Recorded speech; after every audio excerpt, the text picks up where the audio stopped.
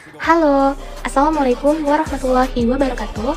Kami dari kelompok 8 akan membahas tentang nama dan fungsi dari alat-alat praktikum dan juga keselamatan kerja di laboratorium. Simak sampai selesai ya.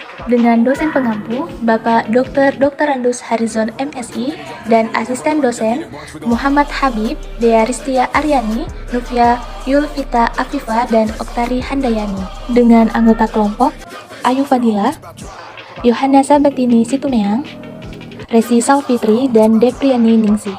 Adapun alat-alat praktikum sebagai berikut. Yang pertama ada gelas beker yang berfungsi sebagai penampung sampel. Kemudian ada gelas ukur yang berfungsi sebagai alat ukur volume. Dan yang ketiga ada corong gelas yang berfungsi sebagai alat bantu untuk memindah atau memasukkan larutan ke wadah tempat yang mempunyai dimensi pemasukan sampel bahan kecil.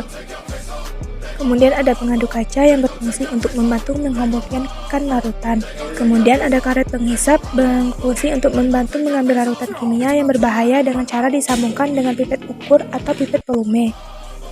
Kemudian ada pipet ukur yang berfungsi untuk mengambil larutan dan mengukur volume.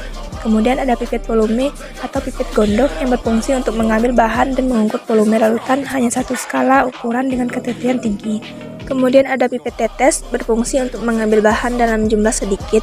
Dan yang labu ukur berfungsi untuk membuat suatu larutan dengan volume yang diketahui secara teliti.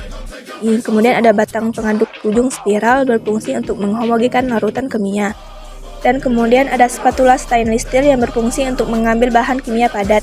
Lampu spiritus dari logam yang berfungsi alat pembakar yang terbuat dari logam atau pemanas dengan bahan bakar spiritus. Selanjutnya ada Erlenmeyer.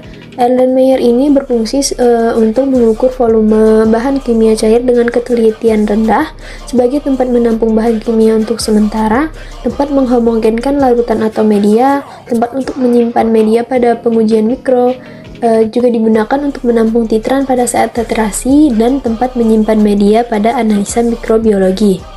Lalu ada cawan porselin. Cawan porselin ini berfungsi untuk mereaksikan zat kimia pada suhu tinggi, tempat mengarangkan bahan yang kemudian sekaligus tempat untuk mengabukan bahan, tempat untuk menguapkan bahan dengan cara dipanaskan baik pemanasan langsung maupun tidak langsung.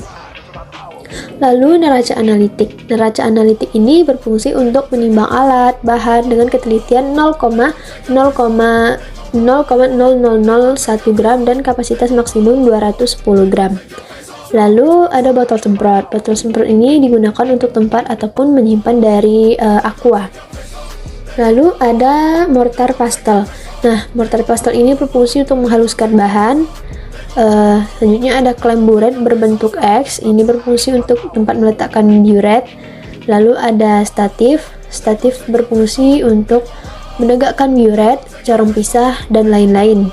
Statif ini dikombinasikan dengan ring atau klem.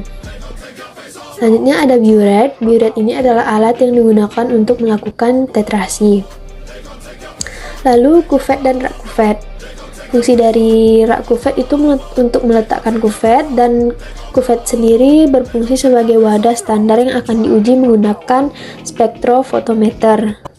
Lalu ada batang OC ujung bulat dan OC ujung lurus. Batang OC ini merupakan alat yang digunakan untuk melakukan inokulasi.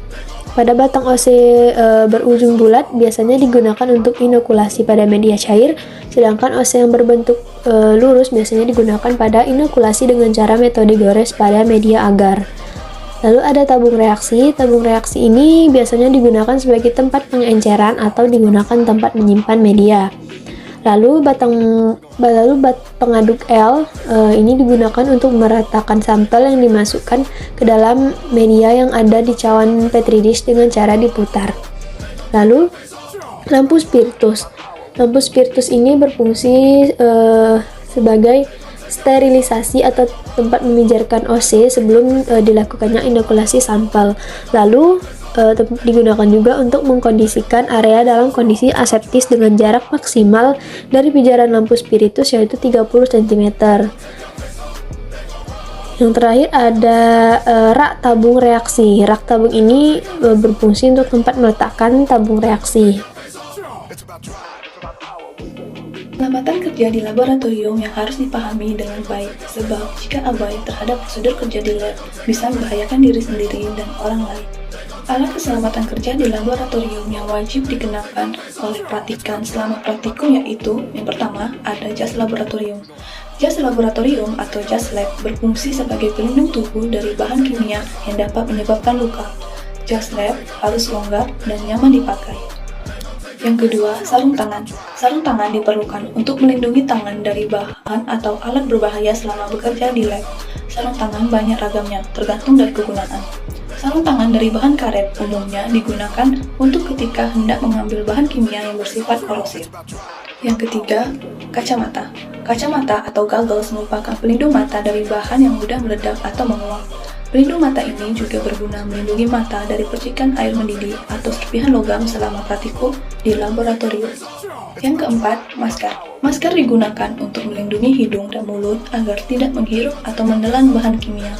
Masker yang digunakan sesuai dengan jenis kontaminan, konsentrasi, dan batas paparan. Umumnya, masker dilengkapi dengan filter yang berguna untuk menyaring udara. Filter tersebut ada batas pemakaiannya. Ketika sudah melewati batas pemakaian, filter harus segera diganti.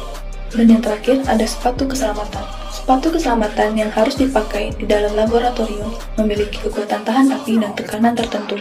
Selain itu, juga dapat melindungi kaki ketika ada bahan kimia yang tumpah. Prosedur keselamatan kerja di laboratorium antara lain: pertama, mengenakan alat keselamatan kerja.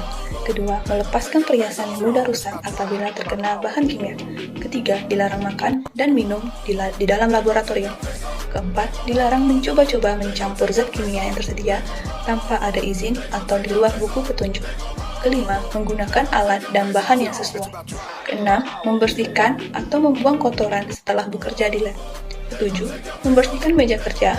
Kedelapan, cuci tangan dengan sabun dan air mengalir sampai bersih. 9. Matikan gas dan peralatan listrik seusai digunakan.